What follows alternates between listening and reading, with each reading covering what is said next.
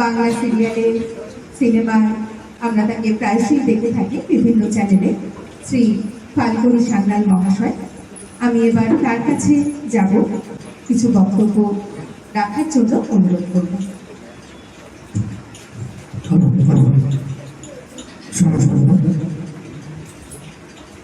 যারা বয়স্ক মানুষ আছেন তাদের আমি নতমস্তকে প্রণাম জানাই। যারা আমার ছোট বা বয়সের কাছাকাছি তাদের আমার অত্যন্ত ভালোবাসা, শ্রদ্ধা। হ্যাঁ, নাটক নিয়ে প্রথমে যে বক্তব্য, আমি অত দোষ তৈরি করতে যাবো না, শিক্ষাটাই হচ্ছে আসল কথা। নাটক করতে গেলে, শিখতে গেলে বা নাটকে একজন অভিনেতা হিসেবে মঞ্চে পারফর্ম করতে গেলে কতগুলো বেসিক জিনিসের দরকার। কি প্রথম হচ্ছে একজন অভিনেতার তাদের কতগুলো মাধ্যম আছে তাকে নিজেকে প্রকাশ করার জন্য। প্রথমটা কি? প্রথমটা হচ্ছে তার অডিও পার্ট একটা আছে, এইটুকু জায়গা বলা। আমরা বলি কি, প্রথম হচ্ছে আমার পরিচয় কিসে। আমি যদি কাউকে জিজ্ঞেস করি তোমার নাম কি, সে একটা কিছু বলবে, তাকে 2 মিনিট তার সম্পর্কে আমি বলতে দিলাম, সে বলতে শুরু করলো, তার কণ্ঠস্বরটি আমার যাচাই করা হবে এবং তার বাচনভঙ্গিটি কেমন, তার উচ্চারণ কেমন, বা সংলাপ বলার কায়দাটি কেমন, সবটা কিন্তু তার ওইটুকু বক্তব্যের মধ্যে প্রকাশিত হবে। আমি যদি কোনো অভিনেতাকে পরখ করতে যাই বা পরীক্ষা করতে যাই, প্রথমেই তাকে এইটা বলবো, এই 2 মিনিট তোমার সম্পর্কে তুমি একটু বলবে। কারণ আমি তো জানি না সেই মানুষটি কি গুণের অধিকারী, বা তার কোনো জড়তা বা তার কোনো বলার মধ্যে কোনো আঞ্চলিকতা দোষ আছে কিনা, বা তার স্বয়ের দোষ আছে কিনা, তার রফালা আসে কিনা, ঠিকঠাক লাগে না, রেপ ঠিকঠাক লাগে কিনা, এগুলো অনেক। একটা নাটক বলছি যখন আপনাদেরকে উপস্থাপিত করবো, আমি ধরে নিচ্ছি যিনি উঠছেন বলছে তিনি শিক্ষিত বলেছেন। শিক্ষিতই যাচ্ছেন যে তার নাটকের শিক্ষাটা আছে, সে কত পড়াশোনা করেছে সেটা বিচার করবে। একটি ছেলে হয়তো স্কুলের গণ্ডি পেরেনি, সেও কিন্তু খুব ভালো পারফর্মার হতে পারে, কিন্তু তার যদি নাটকের শিক্ষা দিতে প্রথমে তার কণ্ঠস্বরের একটা প্রস্তুতি দরকার। কণ্ঠস্বরের প্রস্তুতিটা কেমন হয়? যদি কারণ সঙ্গীত চর্চা করে থাকেন যারা, বাড়িতে হারমোনিয়াম আছে বা কিছু আছে, তার গলা সাজার একটা স্বাভাবিক একটা পদ্ধতি আছে। সেই সা খুব সা বা উল্টো দিকে আসা, সা রে গামা পা ধা নি সা নি গা বা উল্টো দিক থেকে আসা হয়, এই যে ফেরা। আমি তো জানি না যে আমার অক্টেভটা কি, কোন অক্টেভে আমার গলা পৌঁছবে, আমার উঁচুর পর্দাটা কোথায় বা লোয়ার অক্টেভটা কোথায়, আমি জানি না। আমাদের একজন মহান অভিনেতা ছিলেন, আপনারা যারা বয়স্ক মানুষ আছেন তাদের নিশ্চয়ই তার নাম শুনে থাকবেন, সম্পূর্ণ সৌম্য মিত্র মহাশয়। আমার তার সঙ্গে কাজ করার একটা অপরচুনিটি হয়েছিল, এটা আমার জীবনে একটা পরম বাবা। কিছুদিন তার সান্নিধ্যে থেকেছিলাম।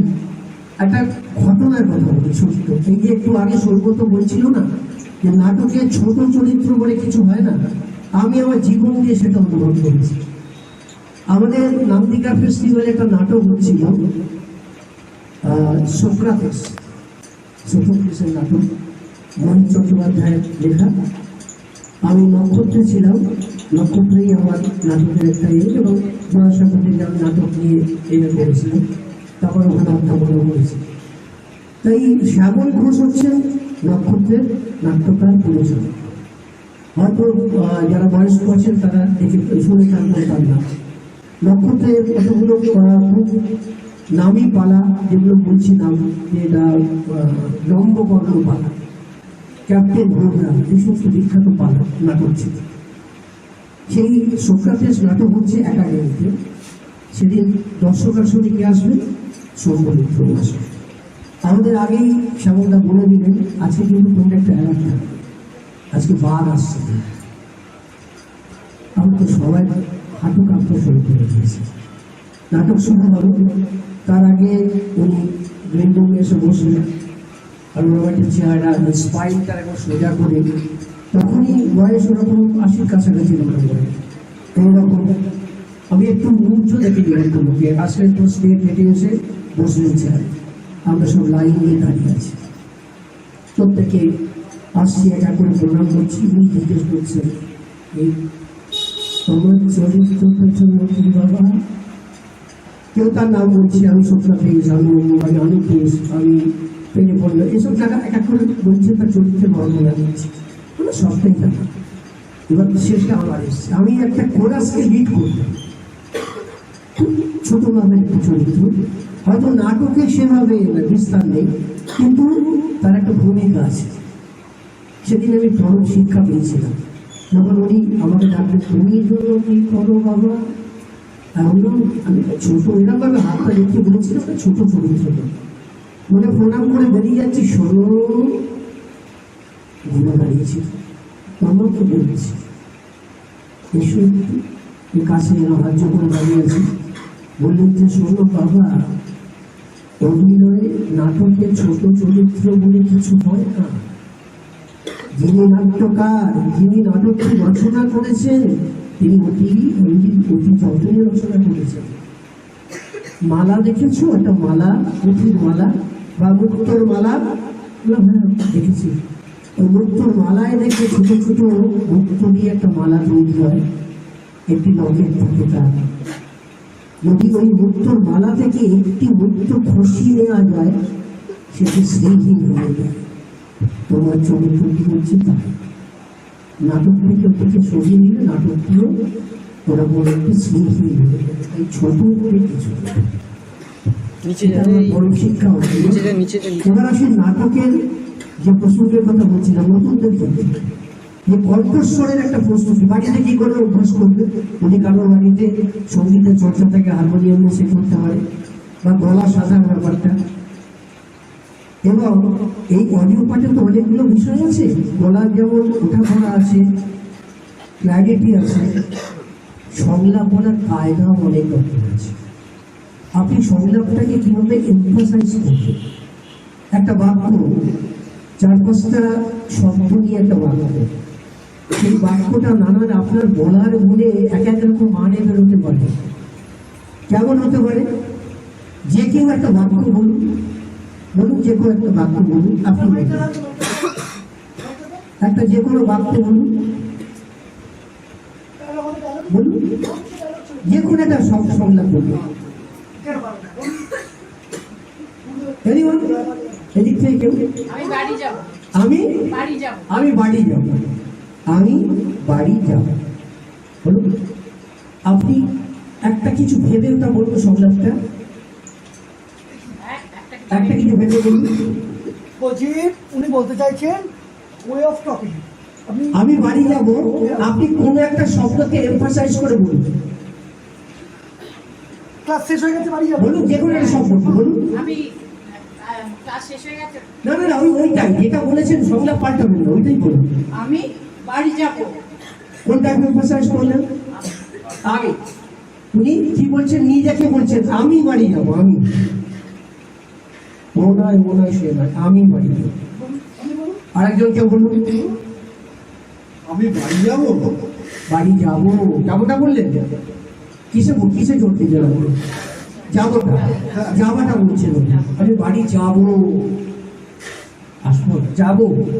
এ দেখুন পাল্টে গেছে, বলার গুণে পাল্টে গেছে। উনি আমিতে এমফাসাইজ করেছেন, আপনি যাবোতে বললেন। আরেকটা পড়ে আছে, বলো, আমি বাড়ি যাব। আমি বাড়ি যাবো। কোথায় যাবো? রাস্তাঘাটে নয়, কোথাও না, বাড়ি যাবো। দেখুন 3টে মানে বেরোলো। কিন্তু এই আমরা বলি কি, সংলাপের নিচে, বিনিথ দ্য ডায়লগের নিচে কি আছে সেটা খুঁজে বার করতে হবে। ওই যে সকালবেলায় আমরা ছোটবেলায় গোল পেয়েছি, তো এখন সেটার নাম পাল্টে হয়ে গেছে লস্যি, কিন্তু আমরা বাড়িতে ঘোল বলি। ঘোলের মজা কোথায়? তলে। ঘোলটা যখন ঠিকই যায়, দেখবেন দইটা নিচে এসে ঠক করে নিচে পড়ে যায়, জমা হয়ে থাকে। ওইটাই হচ্ছে আসল, ওইটাই টেস্ট। ওই যেটা বিনিথ দ্য ডায়লগ, নিচে যেটা পড়ে থাকে সেটাকে তুলে নিয়ে, সারফেসে যেগুলো আছে কতগুলো শব্দ নিয়ে একটা লাইন আছে, ওটা অনেক মনিমনিক করছে, সেটাকে আপনার বলার গুণে অভিনেতাকে খুঁজে বার করতে। এই গেল অডিও পার্ট। ও একটা বলুন।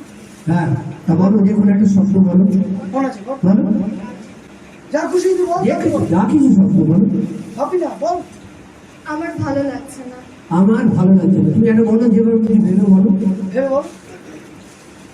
আমার ভালো লাগছে না। ভালো লাগছে, ভালো লাগছে, আমার ভালো লাগছে না। বল, আমার ভালো লাগছে না। আরেকটা হলো একই রকম শোনালো। আমার ভালো লাগছে না। লাগছে না, ভালো লাগছে। বলুন, আরেকটা মনে আছে। আমার ভালো লাগছে না। আমার ভালো লাগছে না, কারণ না, আমার ভালো লাগছে। ওই শব্দটাকে বেছে দিতে হবে, কোনটাতে আপনি এমফাসাইজ করবেন, সেটি লাইনটাকে মানে পাল্টে দেবে। বলার গুণে অভিনেতা, বলার গুণে মানে পাল্টে দেয়। ওটা অভিনেতাকে ঠিক করতে। আমরা পাঁচটা ডাব্লিউ কথা শুনেছো?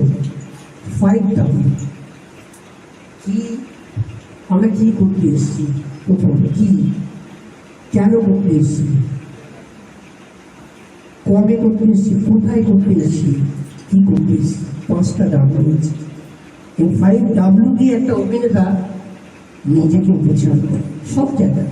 আপনি যেখানে সংলাপ পাবেন, যেখানে সে যদি কোথাও অডিশনেও যান, দেখবেন একটা স্ক্রিপ্ট ধরিয়ে চলে যাবে, কিচ্ছু বলবে না।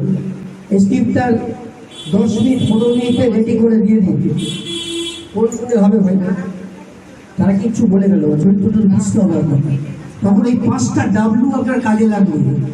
ওই 5টা ডাব্লিউ দিয়ে আপনি নিজেকে প্রশ্ন করবেন যে চরিত্রটা দিয়েছে আপনার কে, চরিত্রটায় কি করছেন, কোথায় করছেন, কেন করছেন, কবে করছেন, বলতে হবে। যদিও পরিচালক বা চিত্রনাট্যকার বা নাট্যকারের দায়িত্ব থাকে ওই চরিত্রটাকে বুঝে দিতে।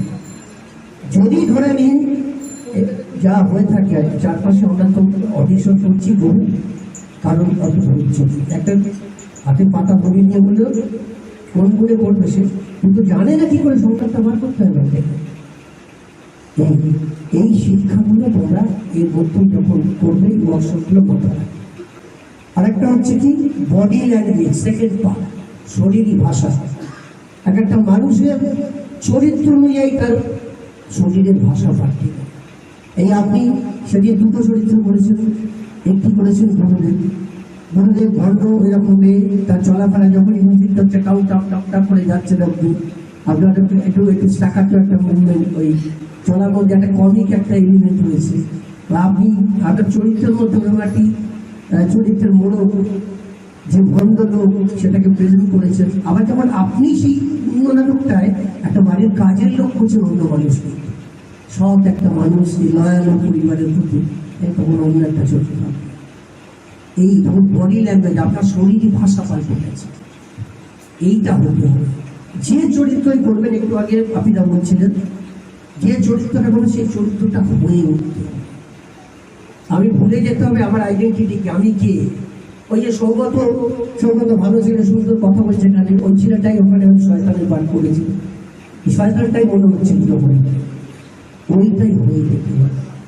মুহূর্তের মধ্যে ভুলে যেতে হবে আমি কে, ওই চরিত্রটাই হয়ে। দাদা একটা কথা বলছি, হ্যাঁ যেমন আমি জীবনে ড্রিঙ্ক করি, হ্যাঁ, তো ড্রিঙ্ক করলে ওভার ড্রিঙ্ক কি হয় এটা আমার ধারণাটা নেই। কিন্তু আমি রোজ সকালবেলা যে চায়ের দোকানে যাই, ওখানে ড্রাঙ্ক লোক ভর্তি থাকে। এর মধ্যে একজনকে আমি ফলো করেছি এবং তার সঙ্গে বকবক করেছি, আমি দেখতাম তার স্টাইল। আর ঠিক তেমনি দিলীপের ক্ষেত্রে গুরুদেবের প্রথম দিন উনি বুঝতে পারেন কেন ভণ্ড করি, আফটার দ্যাট উনি রিয়েলাইজ করেন, এবং ওই যে টম টম করে যাওয়াটা ওটা উনি করেছেন, আমি ওনাকে। চমৎকার, খুব ভালো। এই তো অভিনেতা মানে কি পরিচালকের উপরে একটা মাত্রা যোগ করে, সেটা উনি করেছেন। আর ওই যে বললো না মাতাল, এটা মানে আমি মদ না খেয়েও হয়তো কেষ্ট মুখার্জি নাম আমরা সবাই শুনেছেন, সারা জীবন ভদ্রলোক মদ খায়, সারা জীবন মদ ছুঁয়ে দেখেননি পর্যন্ত। ওরকম বড় মাতাল খুঁজে পাবেন আপনি? ওই যে হাতটা ফলস হয়ে যাচ্ছে বোতলটা নিয়ে ওই অদ্ভুত একটা তাকায় ওই চোখে, হ্যাঁ, one step forward to step backward, মানে মাথালের যে এ আর কি, এক পায়ে বলে দু পা পিছিয়ে আসে, এই তো হচ্ছে মানে হাঁটার এটা অবজারভেশন। ওই যেটা বললো না, আসল কথা হচ্ছে এবারে অবজারভেশন।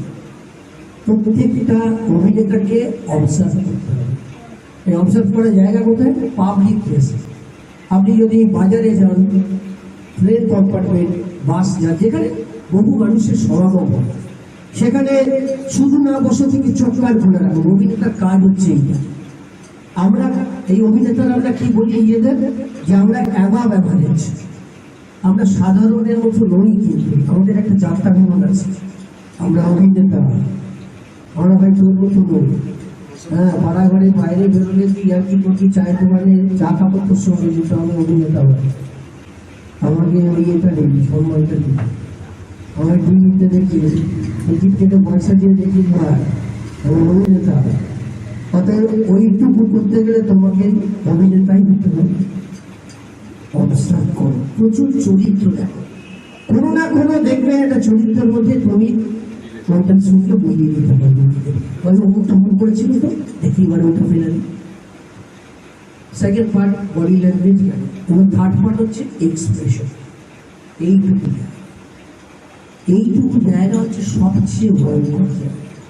এইটুকু থিয়েটার করুন, ঠিক আছে, থিয়েটারে আপনি দূর থেকে দর্শক দেখছেন, এখানে ছোট ছোট কাজ কি করবেন সেটা খুব একটা ম্যাটার করে না, আপনাকে দেখতে পারবে না, দূরের দর্শক কিচ্ছু বুঝতে পারবে না। আপনি ছোট চোখের কাজ কি করলেন, বা কোথায় একটা গ্রুপ কাটেন, কোথায় একটু জলাইনটা আপনি করলেন, চিল অ্যাক্টিং করলেন, কেউ দেখতে পারবে না। ক্যামেরা, একমাত্র ক্যামেরা যদি তার মুখে ধরা যায়, ক্যামেরাই ম্যাগনিফাই করে দেবে, বলে দেবে জলাইন অ্যাক্টিং করছে, চোখটাই করছে, বা এক্সপ্রেশন করবে। অতএব থার্ড পার্ট হচ্ছে এক্সপ্রেশন। যদি কারোর এরকম বাসনা থাকে, আমি তো শুধু থিয়েটারে আটকে থাকবো না, এরপর আমাকে ক্যামেরায় কাজ করতে হবে।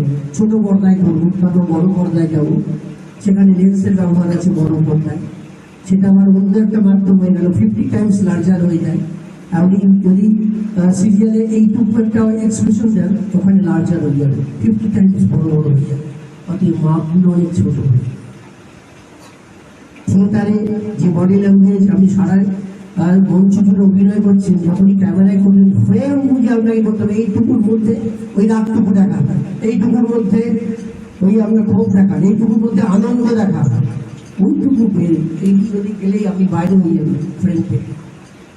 মাপের এই তিনটে পার্ট মনে রাখবে। আর অভিনেতাদের বলছি, তাদের কতগুলো অভ্যাস আছে, তোমরা ট্রাস্ট গেম খেলবে।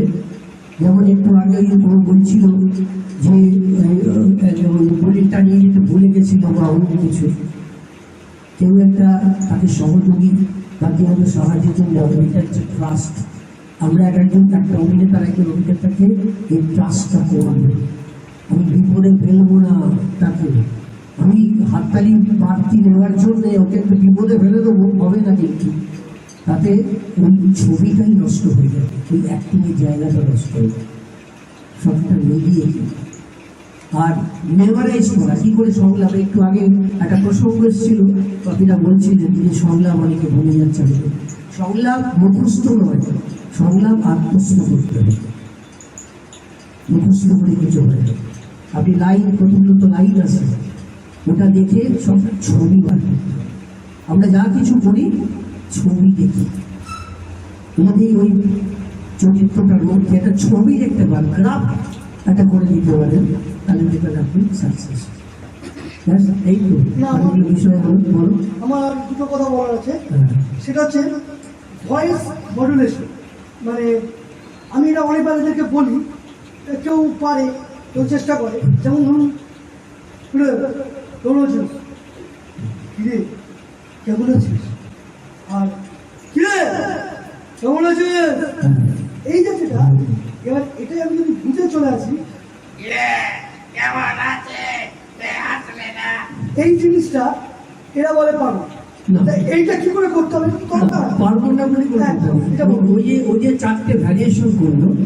এবার এই চারটের মধ্যে চারটে চরিত্র বেরিয়েছে, ওই গলাগুলোর মধ্যে চারটে মানুষকে আমরা দেখতে পাচ্ছি। এবার কোন ক্যাটাগরির লোক সেটা হবে তার মধ্যেই গলাটা তার ভুল করতে হবে। যদি লোকটা একটু এরকম একটু বক খসায় বললো বা একটু গলাটা এরকম করে কেমন আছে এরকম একটা কিছু করবো। আবার যদি একটু লোকটা খুব বিশেষ একটু ব্যক্তিত্ব সম্পন্ন হয়, হঠাৎ করে একটা হাঁটু থেকে বেশবার বললো অমিতাভ বচ্চন হয়ে গেল এরকম একটা করবো। হ্যাঁ, আবার কেউ একটু বলতে পারে কেমন আছিস, দাঁড়িয়ে এসো। এবার এইটা হচ্ছে তার ব্যবহার, সে কোন চরিত্রটা কিভাবে দর্শককে আকৃষ্ট করবে, পরিচালক। এটা অভিনেতা বলতে পারে কি, পরিচালকের কাছে তো অভিনেতা হচ্ছে নাথিং বাট আ প্রপ, তার ভূমিকা কিছু নেই। যেমন যেমন যদিও থিয়েটারে পরিচালক যেটা বলে দেবে অভিনেতাকে পাল্টে দিতে পারে, কেন পরিচালক নেই। পরিচালক আপনি বাড়তি হাঁটাটা করলে এই হাঁটাটা ওনাকে শেখাইবে, আপনি না, বলেছেন। এটা উনি ক্লাসেই আমাকে বলেছেন, হ্যাঁ। এরকম ভাবে যাবো মিউজিকটা শুনে শুনে। মানে অবজারভেশন। হ্যাঁ, এইটা ওখানে কিন্তু কোথাও নেই, আপনাকে দেখছে লোক থিয়েটারে, কিন্তু যখন ক্যামেরায় করবেন আপনি ওটা করতে পারবেন। পরিচালকের পছন্দ না বলবো কাটি কাটি, দাদা আপনি এটা করলেন কেন, বাড়াবাড়ি করলেন কেন, আপনাকে তো বলি এটা করতে। আমি বলেছি আমার স্ক্রিপ্টে এটা আছে, আপনার চরিত্রের মধ্যে আপনি নাম দিয়ে করেছেন, পরিচালক বাদ দিয়ে দেবেন। সঙ্গীর ক্ষেত্রে কিন্তু এইটা আছে, সেখানে আপনি কিন্তু প্রস এই ডিরেক্টর, আপনার কোনো ক্ষমতা নেই। যেমনটি আপনাকে বলবে পরিচালক আপনাকে তেমনটি করতে হবে। এবার তার মধ্যে কি ব্যতিক্রম নেই?